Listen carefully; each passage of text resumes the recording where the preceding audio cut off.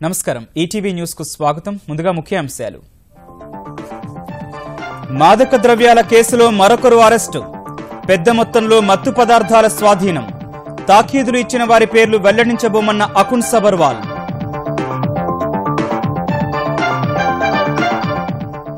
తెలుగు సినీ పరిశ్రమలో drugs case ప్రకంపనలు. ఊహాజనిత జాబితాపై నటీనటుల అభ్యంతరాలు. దర్యాప్తునకు సహకరిస్తామన్న మూవీ ఆర్టిస్ట్ అసోసియేషన్. అమరావతిలో శాశ్వత భవన నిర్మాణ ప్రక్రియ వేగం పెంచిన ఏపీ సర్కార్. అక్టోబర్లో పనులు చేపట్టేందుకు కార్యాచరణ ఖరారు చేసిన ముఖ్యమంత్రి. వచ్చే ఏడాది హైదరాబాద్లో వైమానిక ప్రదర్శన నిర్వహిస్తామన్న కేటీఆర్. భాగ్యనగరిలో వైమానిక పరిశ్రమను నెలకొల్పాలని పారిశ్రామికవేత్తలకు ఆహ్వానం. విశాఖలో భూ ఆక్రమణలు, రికార్డుల మార్పిడిపై సిట్కు అయ్యన్న ఫిర్యాదు. రోడ్లు, స్థలాలు ఆక్రమించి బ్యాంకు రుణాలు పొందారని ఆరోపణలు.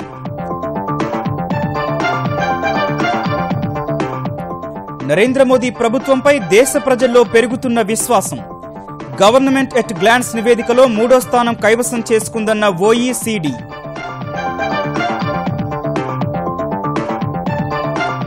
ఫేస్బుక్ వాడకంలో దూసుకెళ్తోన్న భారతీయులు.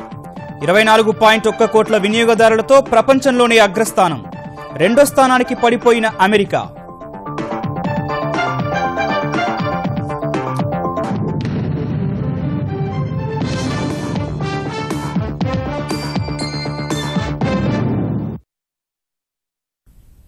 హైదరాబాద్లో మత్తుమందుల కేసు తెలుగు సినీ పరిశ్రమలో ప్రకంపనలు సృష్టిస్తోంది. ఈ కేసులో అరెస్టైన నిందితులు ఇచ్చిన సమాచారం ఆధారంగా సినీ రంగానికి చెందిన వ్యక్తులకు తెలంగాణ ఆబ్కారీ శాఖ జారీ చేసిన నోటీసుల సంఖ్య 12కు చేరగా ఆ జాబితాలో ఓ అగ్ర హీరో పేరు కూడా ఉన్నట్లు తెలుస్తోంది.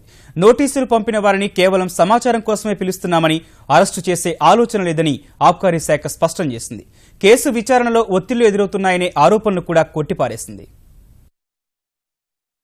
హైదరాబాద్ లో మాదక ద్రవ్యాల కేసు దర్యాప్తును వేగవంతం చేసిన తెలంగాణ ఆబ్కారీ శాఖ తాజాగా మరో వ్యక్తిని అరెస్ట్ చేసింది. ఇప్పటికే 12 మందిని అరెస్ట్ చేయగా సికింద్రాబాద్ లోని వెస్ట్ మారేడ్పల్లికి చెందిన ఈవెంట్ మేనేజర్ పీయూష్ ను యాంటీ నార్కోటిక్ బృందం అదుపులోకి తీసుకుంది. అతడి నుంచి 2746 ఎల్ఎస్డీ యూనిట్లు, 30 గ్రాముల గంజాయి, 40 గ్రాముల కొకెయిన్, 150 మత్తు మాత్రలు స్వాధీనం చేసుకున్న అధికారులు ల్యాప్టాప్, మొబైల్ ను సీజ్ చేశారు. జర్మనీ, ఇంగ్లాండ్ నుంచి కొరియర్లో కవర్లు వచ్చాయని చెప్పిన పోలీసులు ఎల్ఎస్డీని జర్మనీ, ఇంగ్లాండ్ నుంచి తెప్పించినట్లు ప్రాథమికంగా గుర్తించామని తెలిపారు. ఆన్లైన్ లో ముడిసరుకు తెప్పించుకుని మత్తు పదార్థాలు తయారు చేస్తున్నారన్న వారు ఎవరికి సరఫరా చేస్తున్నారో విచారణలో తేలుతుందన్నారు. మరోవైపు ఇప్పటి వరకు అరెస్టైన నిందితుల మొబైల్ ఫోన్లలో సమాచారం ఆధారంగా మాదక ద్రవ్యాలకు సంబంధించి సినీ పరిశ్రమలోని కొందరు యువ హీరోలు, ఓ హీరోయిన్, ఐటమ్ సాంగ్స్ తో పేరు తెచ్చుకున్న నటి, ఇతర నటులు, ప్రముఖ దర్శకుడికి నోటీసులు పంపిన ప్రత్యేక దర్యాప్తు బృందం తాజాగా మరో నటుడు, ఆయన డ్రైవర్ కు కూడా తాకీదులు పంపింది. ఎన్డీపీఎస్ చట్టంలోని సెక్షన్ 67 ప్రకారం సమాచారం కోసమే తాకీదులు ఇచ్చామన్న excise enforcement director Akun Sabharwal Hyderabad లోని ఎక్సైజ్ సిట్ కార్యాలయంలో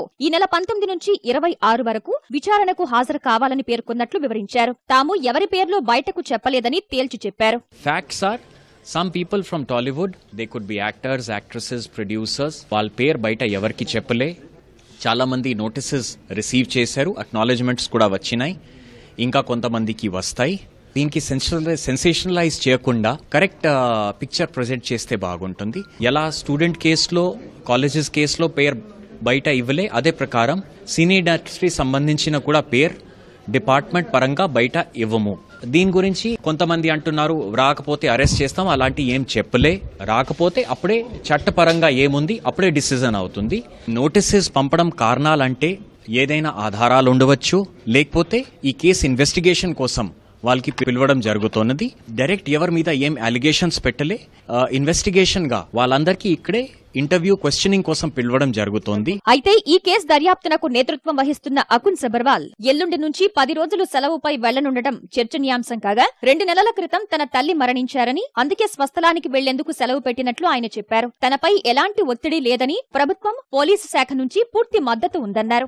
ఇప్పటి వరకు నా మీద ఓన్లీ సపోర్టే వచ్చింది, ప్రభుత్వం సపోర్ట్ వచ్చింది. అదే ప్రకారం అదర్ ఇన్వెస్టిగేటింగ్ ఏజెన్సీస్ కూడా సపోర్ట్ ఇస్తుంది. ప్రెషర్ లేకపోతే అలాంటి ఎవరు ఏం చెప్పలే ఇది కరెక్ట్ లేదా. నా మదర్కి డెత్ అయింది కొంచెం ఒక 2 నెలల కింద. దానివల్ల కొన్ని రోజు లీవ్కి నా నేటివ్ ప్లేస్కి వెళ్తున్నాను. ఆ లీవ్ ఈ కేసు ముందు శాంక్షన్ అయింది. ఆ లీవ్కి దీనికి ఏం సంబంధం లేదు. మరోవైపు ఈ కేసులో అరెస్ట్ అయిన నిందితుల ఫోన్ కాల్స్, వాట్సాప్ మెసేజ్ విశ్లేషణ కొనసాగుతోంది. వాటి ఆధారంగా మరిన్ని అరెస్టులతో పాటు మరికొందరికి నోటీసులు పంపే అవకాశం ఉన్నట్టు తెలుస్తోంది. మత్తు దందా దర్యాప్తులో భాగంగా సినీ పరిశ్రమలో కొంతమందికి నోటీసులు రావడం కలకలం రేపింది. తాకీదులు అందుకున్న విషయాన్ని కొంతమంది అంగీకరించగా మరికొందరు మాత్రం తప్పుడు వార్తలంటూ కొట్టిపారేశారు. మాదక ద్రవ్యాల వ్యవహారం తెలుగు చిత్ర పరిశ్రమను కుదిపేస్తోంది. అగ్రదర్శకుడితో పాటు యువ హీరోలు, హీరోయిన్లు, సాంకేతిక నిపుణులు మత్తు పదార్థాలకు అలవాటు పడ్డారన్న వార్తలు పెద్ద చర్చకు దారితీశాయి. డ్రగ్ రాకెట్ దర్యాప్తులో భాగంగా అబ్కారీ శాఖ అధికారులు కొంతమందికి నోటీసులు జారీ చేయగా ఈ జాబితాలో ఎవరెవరున్నారన్న అంశంపై కొందరి పేర్లు మీడియాలో రావటం మరింత కలకలం రేపింది. తమకు నోటీసులు వచ్చాయని ప్రకటించిన నటులు సుబ్బారాజు, నవదీప్ మాదక ద్రవ్యాలతో తమకెలాంటి సంబంధం లేదని స్పష్టం చేశారు. నాకు ఎక్సైజ్ డిపార్ట్మెంట్ నుంచి నోటీస్ అందడం జరిగింది నిన్న. Attend SIT on 21st. And ఎందుకు కెవిన్ అన్న తన లిస్ట్లో మా పేర్లు ఎందుకున్నాయి, మాకు ఎందుకు నోటీసులు వచ్చినాయి అనే దాంట్లోనే ఆ డౌట్ కంటిన్యూస్గా మాలో ఉంది. నాకు తెలిసి ఎవరు నాకున్న ఈ గ్రూప్ సర్కిల్లో ఎవరికి ఈ అలవాట్లు అయితే లేవు. సో నాదేంటంటేనంటే లాస్ట్ మంత్ ఒక ఈవెంట్ ఆర్గనైజేషన్ కంపెనీతో ఒక ఈవెంట్ చేశాను నేను లాస్ట్ మంత్. 2 weeks తర్వాత అందులో ఒక అతను మాత్రం ఇందులో ఇన్వాల్వ్ అయ్యి ఉండి సీఎం గారి క్యాంప్ ఆఫీస్ దగ్గర ఏదో ఒక ఇష్యూలో దొరికి పట్టుకున్నాడు. సో అతని దగ్గర నా ఫోన్ కాల్స్ మెసేజెస్ ఉన్నాయి. సో దానికి సంబంధించి ఇది ఎందుకు ఉంది అనే క్వశ్చన్ నాకు పోస్ట్ చేస్తారు. దానికి నా రెస్పాన్సిబుల్గా నేను వెళ్ళి ఎందుకు ఉంది, ఏంటి లింక్ ఏంటి అనేది నేను చెప్పొస్తాను. నాకు డౌట్ ఉంది, ఫోన్ నెంబర్ ఎందుకు ఉంది, నువ్వు ఆన్సర్ చేయాలని వాళ్ళు అడుగుతున్నప్పుడు అక్కడతోనే ఆగాలి. బట్ రిపోర్ట్లు ఎలా ఉంటాయంటే వీళ్ళంతా దొరికేశారు, వీళ్ళందరూ వాడేస్తున్నారు, వీళ్ళందరూ అమ్మేస్తున్నారు. ఈ ఆ పోలీసులు చెప్పిన మాట కాదు. సో ఈ స్పెక్యులేషన్స్కి ఇప్పుడు జనరిక్గా నేను ఒక తప్పు చిన్నప్పుడు చేసినప్పుడు డ్రంక్ అండ్ డ్రైవింగ్ అనేది, దాని తర్వాత అది నా తప్పు జరిగింది. దాని తర్వాత ఏం జరిగినా వీడైతే ఈజీ టార్గెట్ అని రిపోర్ట్స్ కానీ, లేదంటే ఇంకా అంటే సాఫ్ట్ టార్గెట్ వీడైతే నమ్ముతారు అనేది అది తప్పు. అది సో అదే కొంచెం ఫ్యాక్ట్స్ వచ్చే వరకు కొంచెం ప్రశాంతంగా ఉండి ఎవరిని జడ్జ్ చేయకుండా ఉండాలనేది నా రిక్వెస్ట్. యువ నటులు తనీష్, నందు మాత్రం తమకు నోటీసులు అందకపోయినప్పటికీ అందినట్లు వార్తలు రావటంపై తీవ్ర ఆందోళన వ్యక్తం చేశారు. కొందరు పనిగట్టుకుని తప్పుగా లీకులు ఇస్తున్నారని ఆగ్రహం వ్యక్తం చేశారు. ఎక్సైజ్ కమిషనర్ కార్యాలయానికి వెళ్లిన నందు తన పేరు ఎందుకు బయటకు వచ్చిందో తెలుసుకునేందుకు ప్రయత్నించాడు. అక్కడ అధికారులు అందుబాటులో లేక వెనుదిరిగాడు. ఒక ఎవిడెన్స్ లేకుండా అలా రూమర్ స్ప్రెడ్ చేయడం అనేది it's a very wrong thing. Either police దగ్గర నా పేరు లేదు ఆర్ కౌన్సిల్ దగ్గర నా పేరు లేదు, అయినా కూడా నన్ను లాగి అనవసరమైనటువంటి బ్యాడ్ పబ్లిసిటీ నాకు ఇవ్వడం అనేది రాంగ్గా ఫీల్ అవుతున్నాను సార్. నేనైతే ఇప్పటివరకు చేయలేదు. దానికి ఏకైక ప్రూఫ్ నేను చేయగలిగింది నేను లైవ్లో కూర్చున్నప్పుడు లైవ్లో ప్రజలందరి ముందు బ్లడ్ టెస్ట్ చేద్దాం. సార్ నిజంగా చెప్తున్నాను ఓపెన్గా, నాకు నోటీసే రాలేదు సార్. నేను ఇప్పుడు మీకు ప్రెస్ మీట్లో కూడా వచ్చి చెప్పాను. I don't know why all this is coming up, but one thing I will tell you sir, please ఏదైనా న్యూస్ వేసేటప్పుడు ఆలోచించమని ఎందుకు చెప్తున్నానంటే నా ఫ్యామిలీ ఉంది సార్. నా ఫ్యామిలీకి ఇప్పుడు I have to take care of them. So మీరు ఏం చేసినా సరే if it effects me it will affect my family. So అదొక్కటి ప్లీజ్ ప్లీజ్ దయచేసి నేను దండం పెట్టి చెప్తున్నాను, ప్లీజ్ అదొక్కటి చూసుకోండి. And I just want to request to all our electronic media that without any proof, stop accusing your artist and accusing my character where I don't have to do anything with anybody. So please, it's a request. Stop accusing me. They don't have any proof. I didn't get any notice. I didn't do anything. I am still doing my job and I'm working as fine. మాదక ద్రవ్యాల కేసులో దర్యాప్తు సంస్థలకు పూర్తిగా సహకరిస్తామని నటులంతా స్పష్టం చేశారు. మాదక ద్రవ్యాల వ్యవహారంలో ఒకరిద్దరు తప్పు చేస్తే సినీ పరిశ్రమ మొత్తానికి ఆపాదించడం సరికాదని మూవీ ఆర్టిస్ట్ అసోసియేషన్ విజ్ఞప్తి చేసింది. కొందరికి విచారణ పేరుతో నోటీసులు వచ్చిన మాట వాస్తవమేనని చెప్పిన మా అధ్యక్షుడు శివాజీరాజా, ప్రధాన కార్యదర్శి నరేష్ ఈ కేసు విషయంలో తెలంగాణ ప్రభుత్వం, పోలీసుల పనితీరు పట్ల సంతోషం వ్యక్తం చేశారు. ఎవరి పేర్లు అధికారికంగా వెల్లడించలేదన్న వారు మీడియా కూడా సంయమనం పాటించాలని కోరారు. తప్పు చేసిన వారికి మూవీ ఆర్టిస్ట్ అసోసియేషన్ నుంచి ఎలాంటి మద్దతు ఉండదని తేల్చి చెప్పారు. డ్రగ్స్ వ్యవహారంపై మా నిర్మాతల మండలి రేపు అత్యవసరంగా సమావేశమై చర్చించనున్నట్లు తెలిపారు. ఇంతమందిలో ఏమాత్రం తప్పు చేసినా మీ లెక్క ప్రకారం గాని డిపార్ట్మెంట్ లెక్క ప్రకారం గాని ఒక 10-15 మంది మాత్రమే ఉంటారు. అంటే 0.1%. ఇది ఇండస్ట్రీని మొత్తం ఆపాదించడం అన్నది భావ్యం కాదేమోనని మూవీ ఆర్టిస్ట్ అసోసియేషన్ అభిప్రాయం. కొంతమందికి నోటీసులు ఉందని నా దగ్గరికి, మా సెక్రటరీ నరేష్ గారి దగ్గరికి వచ్చారు. వాళ్ళు మీరు నిర్దోషులైతే అసోసియేషన్ సపోర్ట్ చేస్తుంది, మీరు దోషులైతే సపోర్ట్ చేయకపోగా డిపార్ట్మెంట్ కే సపోర్ట్ చేస్తారు, తెలంగాణ గవర్నమెంట్ కే సపోర్ట్ చేస్తారు. అమరావతిలో శాశ్వత ప్రభుత్వ భవన సముదాయాల నిర్మాణ ప్రక్రియను ఏపీ సర్కారు వేగవంతం చేసింది. ఓవైపు ఆకృతులను ఖరారు చేసుకుంటూనే మరోవైపు నిర్మాణ కార్యాచరణ ఖరారు చేసింది. ఆగస్టు 15 నాటికి సవివర ఆకృతులు అందించాలని నార్మన్ ఫోస్టర్ ప్రతినిధులను ఆదేశించిన ప్రభుత్వం అక్టోబర్లో అసెంబ్లీ, హైకోర్టు, సచివాలయ నిర్మాణ పనులు ప్రారంభించనున్నట్లు ప్రకటించింది. ప్రతి విజయదశమి సందర్భంగా ఓ ప్రతిష్టాత్మక కార్యక్రమాన్ని చేపడుతున్న ఆంధ్రప్రదేశ్ ప్రభుత్వం ఈసారి విజయదశమికి అమరావతి పరిపాలనా నగర నిర్మాణ పనులు ప్రారంభించాలని నిర్ణయించింది. ఈ మేరకు సిఆర్డీఏ అధికారులతో సమీక్ష నిర్వహించిన ముఖ్యమంత్రి చంద్రబాబు అమరావతి, పోలవరం నిర్మాణాలు అంతిమంగా సౌభాగ్యం, సంతోషాలకు సూచికలు కావాలని ఆకాంక్షించారు. నార్మన్ ఫోస్టర్ అందించిన అసెంబ్లీ, హైకోర్టు, సచివాలయానికి సంబంధించిన ఆకృతులపై రాష్ట్రపతి, ప్రధాని, కేంద్ర ఆర్థిక మంత్రి, పట్టణాభివృద్ధి శాఖ మంత్రులకు ప్రెజెంటేషన్ ఇవ్వాలని నిర్ణయించారు. ఇదే సమయంలో ఆయా నిర్మాణాలు చేపట్టేందుకు నిర్ణీత కార్యాచరణ ఖరారు చేశారు. అసెంబ్లీ, హైకోర్టు, సచివాలయ నిర్మాణ పనులకు పునాదులు, నిర్మాణం, తుది ఆకృతులు, అంతర్గత వసతులకు వేర్వేరుగా 3 దశల్లో టెండర్లు పిలవాలని తీర్మానించారు. కోహినూర్ డైమండ్ యొక్క మోడల్లో అసెంబ్లీ ఉండాలని, గోపురం మోడల్లో హైకోర్టు ఉండేటట్టుగా ఫైనలైజ్ చేయడం జరిగింది. సో దానికి సంబంధించిన డీటెయిల్డ్ కాన్సెప్ట్ నార్మన్ ఫాస్టర్ వాళ్ళు ఆగస్టు 15వ తేదీకి ఇచ్చేటట్టుగా, వాళ్ళు ఇచ్చిన తర్వాత ఆగస్టు 30th కి ఆఫీస్ కాంట్రాక్టర్ వాళ్ళు దానికి సంబంధించిన ఇంజనీరింగ్ డీటెయిల్స్ మొత్తం ఫైనలైజ్ చేస్తారు. సెప్టెంబర్ 23, 25కి టెండర్ ఫైనలైజ్ చేసేటట్టుగా, September 30th work ground work start అయ్యేటట్టుగా, హైకోర్టు ఆగస్టు 30th కి కాన్సెప్ట్ ప్లాన్ పూర్తిగా ఇచ్చేటట్టుగా, సెప్టెంబర్ 15కి దాని స్ట్రక్చరల్ డిజైన్స్ అవన్నీ కంప్లీట్ చేసి ప్రభుత్వానికి హ్యాండ్ ఓవర్ చేసేటట్టుగా, అక్టోబర్ 15వ తేదీ కన్స్ట్రక్షన్ స్టార్ట్ అయ్యేటట్టుగా టైమ్ లైన్ ఫిక్స్ చేయడం జరిగింది. అదే విధంగా సెక్రటరియట్ కి సంబంధించి పూర్తి కాన్సెప్ట్ ప్లాన్ ని సెప్టెంబర్ 15కి Norman Foster and partners complete చేసేటట్టుగా, ఆ తర్వాత 15 రోజుల్లో చంద్రశేఖర్ అండ్ కన్సల్టెంట్ వాళ్ళు టోటల్ స్ట్రక్చరల్ డీటెయిల్స్ మొత్తం ఇవ్వటం, 1 month లో టెండర్ కంప్లీట్ చేసి కన్స్ట్రక్షన్ టేకప్ చేసేటట్టుగా ఈ రోజు టైమ్ లైన్స్ ఫైనలైజ్ చేశారు. అమరావతి నగరానికి ఓవైపు ఎన్టీఆర్, మరోవైపు అంబేద్కర్ భారీ విగ్రహాలు ఉండేలా ఈ పరిపాలనా నగర ప్రణాళికను ఖరారు చేశారు. 1350 ఎకరాల్లో ఒక ఎడ్జిలో ఎన్టీఆర్ స్టాచ్యూ, మరొక ఎడ్జిలో అంబేద్కర్ స్టాచ్యూ, ఆ రెండింటికి మధ్యలో ఒక ఐకానిక్ టవర్ కట్టి సుమారుగా 500 అడుగులు ఎత్తుంటుంది.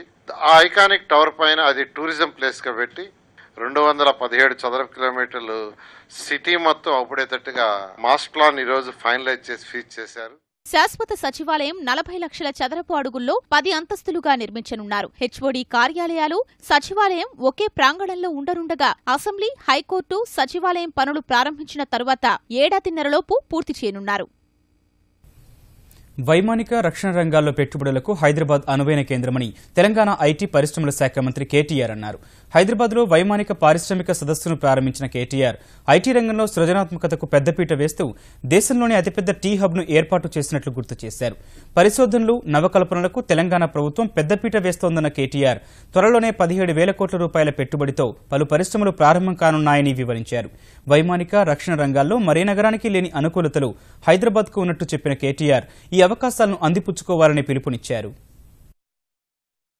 Some of you may be surprised to know this. I'm pretty sure the Indian Air Force guys know this, but the rest of the audience may be a little surprised. American President Donald Trump's helicopter cabin today is also manufactured in Hyderabad. Sikorsky is the name of the company, and they manufacture it right here in a joint venture with Tata Advanced Systems Limited. And Tata Advanced Systems Limited is a premier aerospace company whose 98% of whose operations are right here in our own city. We have one aerospace park in Adipatla. We also have a GMR aerospace park, and we also have another aerospace park very close by as well. So we have 3 aerospace parks. We have 5 airstrips which can be put to use, and we are inviting the industry. అవినీతిపై పోరాటం, పెద్ద నోట్ల రద్దు సహా విప్లవాత్మక ఆర్థిక సంస్కరణలతో దూసుకుపోతున్న నరేంద్ర మోదీ ప్రభుత్వంపై ప్రజలు అపార నమ్మకాన్ని ఉంచినట్టు organisation for economic cooperation and development OECD వెల్లడించింది. ప్రపంచంలో అత్యంత విశ్వాసం చూరగొన్న ప్రభుత్వంగా మోదీ సర్కారు 3వ స్థానంలో నిలిచిందని గవర్నమెంట్ ఎట్ ఎ గ్లాన్స్ అనే నివేదికలో వివరించింది. దేశంలో 73% మంది ప్రజలు మోదీ ప్రభుత్వంపై విశ్వాసం వ్యక్తం చేసినట్టు OECD తెలిపింది. ఇది ప్రపంచంలోనే అత్యధికమని పేర్కొంది. 2014లో భారతీయ జనతా పార్టీ ఘన విజయం సాధించినప్పటి నుంచి తెచ్చిన సంస్కరణలు, విప్లవాత్మక నిర్ణయాలే అందుకు కారణమని OECD తన నివేదికలో పేర్కొంది. 80%తో స్విట్జర్లాండ్, 79%తో ఇండోనేషియా మొదటి 2 స్థానాల్లో నిలిచాయి. యూకే ప్రభుత్వంపై 41% మంది పౌరులు విశ్వాసాన్ని వ్యక్తం చేస్తే అమెరికా అధ్యక్షుడు డొనాల్డ్ ట్రంప్ సర్కారుపై కేవలం 30% మంది మాత్రమే నమ్మకాన్ని వ్యక్తం చేసినట్టు OECD తెలిపింది. సిక్కింలోని డోక్లాంలో చైనా, భారత్ సైనికుల మధ్య నెలకొన్న ప్రతిష్టంభన, కశ్మీర్లో తాజా పరిస్థితులను కేంద్ర ప్రభుత్వం అఖిలపక్షానికి వివరించింది. సోమవారం నుంచి పార్లమెంటు సమావేశాలు జరగనున్న వేళ చైనాతో వ్యవహారం, కశ్మీర్ అంశాలపై ఏకాభిప్రాయ సాధనకు కృషి చేస్తోన్న కేంద్రం ఈ మేరకు అన్ని పార్టీలకు పరిస్థితులను వివరించింది. కేంద్ర మంత్రులు రాజ్నాథ్, సుష్మా స్వరాజ్, అరుణ్ జైట్లీ ఈ అంశాలపై నేతలకు ప్రజెంటేషన్ ఇచ్చారు. చైనాతో సమస్యలను చర్చల ద్వారా పరిష్కరిస్తామని కేంద్రం చెప్పినట్లు సమావేశం తర్వాత విపక్షాల నేతలు వెల్లడించారు. భద్రతాపరమైన లోపాలపైన కేంద్రం వివరణ ఇచ్చిందని సిపిఎం ప్రధాన కార్యదర్శి సీతారాం ఏచూరి చెప్పారు. దేశ ప్రయోజనాలే పరమావధిగా ముందుకెళ్లాలని ప్రభుత్వానికి స్పష్టం చేసినట్లు కాంగ్రెస్ నేతలు తెలిపారు.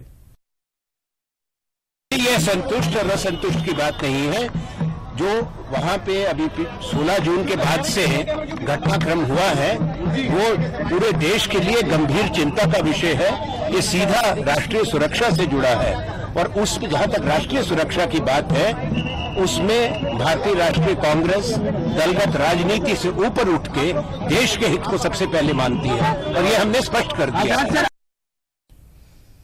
తమిళనాడు వైద్య విద్య కళాశాలలోని ఎంబీబీఎస్, బీడీఎస్ సీట్లలో రాష్ట్ర విద్యా బోర్డు విద్యార్థులకు 85% రిజర్వేషన్లు కల్పిస్తూ ఆ రాష్ట్ర ప్రభుత్వం జారీ చేసిన ఉత్తర్వులను మద్రాస్ హైకోర్టు రద్దు చేసింది. ఈ మేరకు తమిళనాడు ప్రభుత్వం జారీ చేసిన జీవోను వ్యతిరేకిస్తూ కొందరు సీబీఎస్ఈ విద్యార్థులు దాఖలు చేసిన పిటిషన్పై విచారణ జరిపిన మద్రాస్ హైకోర్టు వాటిని రద్దు చేస్తూ ఆదేశాలు వెలువరించింది. చట్టం ముందు అంతా సమానమేనన్న ఆర్టికల్ 14కు తమిళనాడు ప్రభుత్వ నిర్ణయం వ్యతిరేకంగా ఉందని మద్రాస్ హైకోర్టు పేర్కొంది.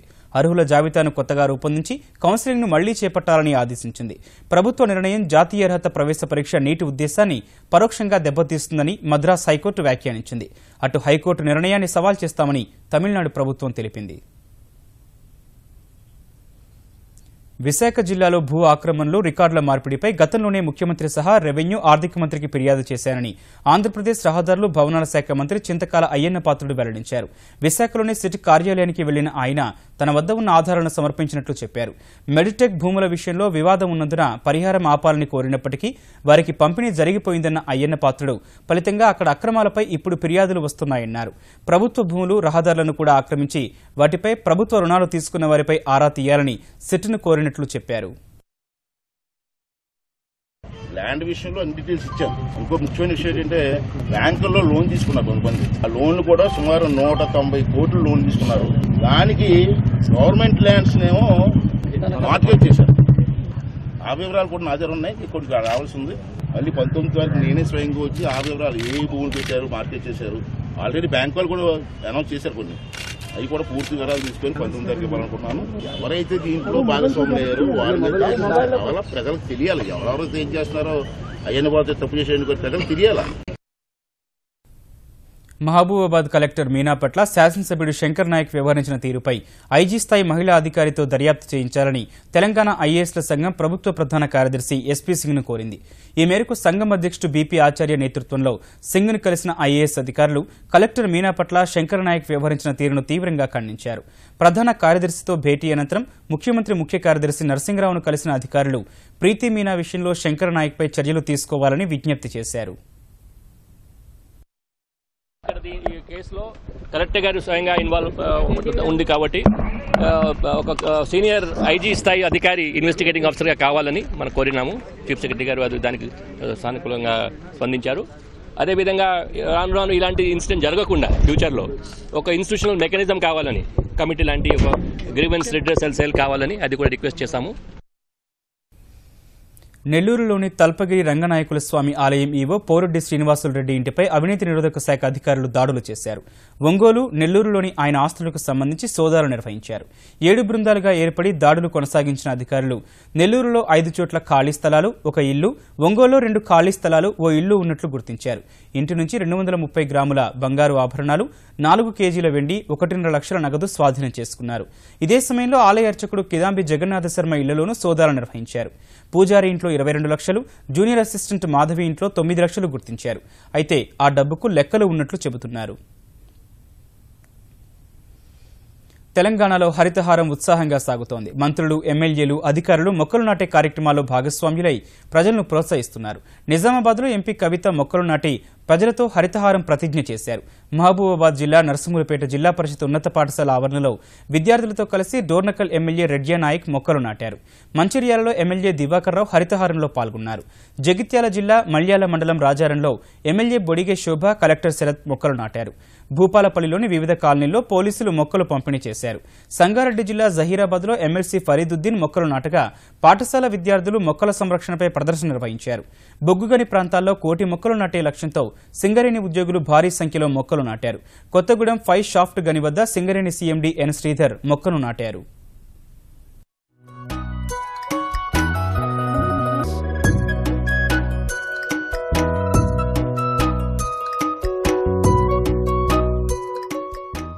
సామాజిక మాధ్యమాల వినియోగంలో భారత్ దూసుకుపోతోంది. ప్రపంచవ్యాప్తంగా అత్యధిక మంది వినియోగించే సామాజిక వేదికల్లో ఒకటైన ఫేస్బుక్ వినియోగంలో భారత్ అగ్రస్థానానికి ఎగబాకింది.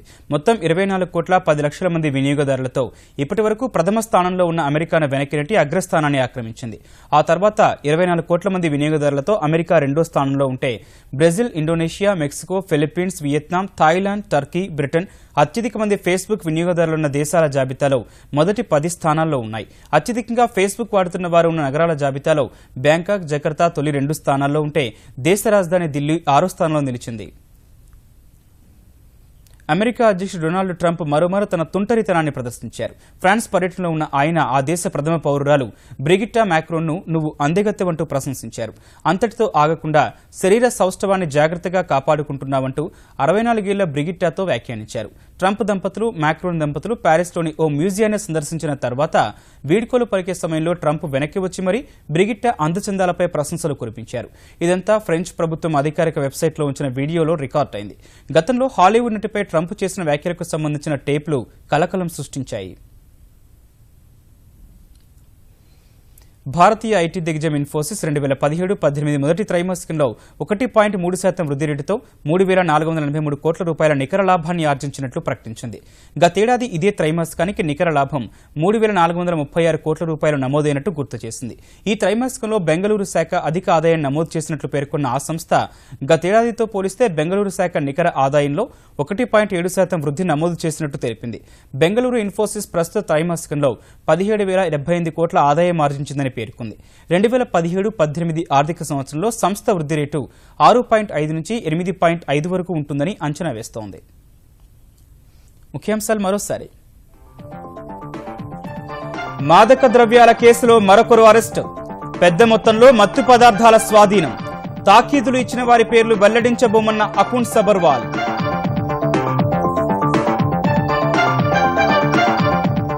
తెలుగు సినీ పరిశ్రమలో డ్రగ్స్ కేసు ప్రకంపనలు. ఊహాజనిత జాబితాపై నటీనటుల అభ్యంతరాలు. దర్యాప్తునకు సహకరిస్తామన్న మూవీ ఆర్టిస్ట్ అసోసియేషన్. అమరావతిలో శాశ్వత భవన నిర్మాణ ప్రక్రియ వేగం పెంచిన ఏపీ సర్కార్. అక్టోబర్లో పనులు చేపట్టేందుకు కార్యాచరణ ఖరారు చేసిన ముఖ్యమంత్రి. వచ్చే ఏడాది హైదరాబాద్లో వైమానిక ప్రదర్శన నిర్వహిస్తామన్న కేటీఆర్. భాగ్యనగరిలో వైమానిక పరిశ్రమలు నెలకొల్పాలని పారిశ్రామికవేత్తలకు ఆహ్వానం. విశాఖలో భూ ఆక్రమణలు, రికార్డుల మార్పిడిపై సిట్కు అయ్యన్న ఫిర్యాదు. రోడ్లు, స్థలాలు ఆక్రమించి బ్యాంకు రుణాలు పొందారని ఆరోపణలు.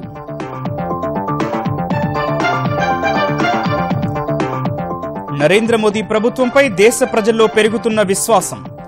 గవర్నమెంట్ ఎట్ గ్లాన్స్ నివేదికలో 3వ స్థానం కైవసం చేసుకుందన్న ఓఈసీడీ.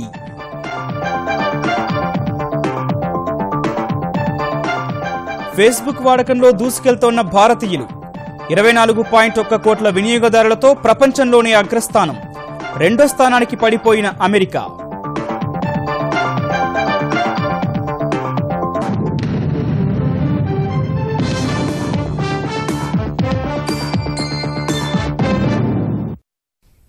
ఈటీవీ న్యూస్ సమాప్తం. నమస్కారం.